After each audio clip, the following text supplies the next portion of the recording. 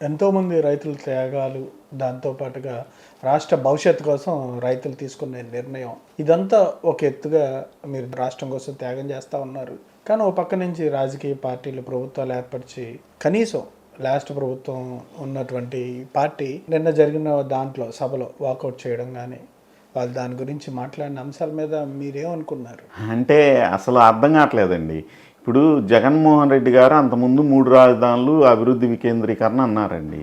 దానికి అనుగుణంగానే ఆయన్ని అనుసరించే వాళ్ళు, ఆయనతో పాటు దోచుకున్న వాళ్ళు, ఆయన్ని మూర్ఖంగా మరి ఆయన్ని అభిమానించే వాళ్ళందరూ కూడా ఆయన నోట్లో నుంచి ఏదొస్తే ఏమి ఆలోచన, విచక్షణ ఏమీ లేకుండా అసలు ఏం ఆలోచించట్లే. ఇంకా ఆయన నోటి నుంచి ఈరోజు నిద్రపోయి పొద్దున్నే లేచి ఇవాళ నాకు ఏదనిపిస్తే అది ఆయన మాట్లాడంగానే దాని చుట్టూ ఇంకొద్దిగా అల్లుకొని దాన్నే మీడియాలో లేకపోతే ఎక్కడ పడితే సోషల్ మీడియాలో అన్నిట్లో మాట్లాడుతున్నారు. సాక్షి టీవీలో కూడా చెబుతూ ఉన్నారు.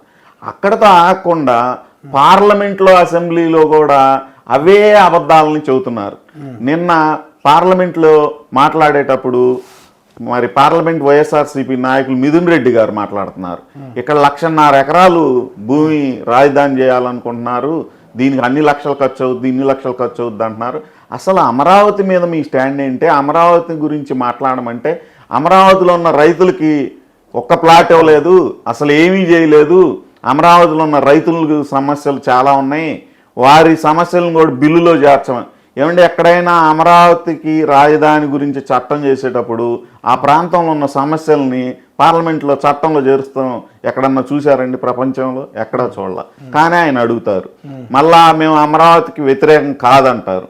కానీ అమరావతి రాజధాని మరి చట్టం చేసేటప్పుడు మీరు ఎందుకు మద్దతు ప్రకటించలేదో వాళ్ళకే అర్థం కావట్లా. కొత్త సిద్ధాంతాలు తీసుకొస్తారు, ప్లాన్ ఏ అంటారు, ప్లాన్ బి అంటారు. ఇదేంటో అర్థం కావట్లా. అసలు ఈరోజు నిద్రపోయి పొద్దున్నే లేసేవాటికి నెక్స్ట్ డే ఏం మాట్లాడతారో వారికే తెలియదు.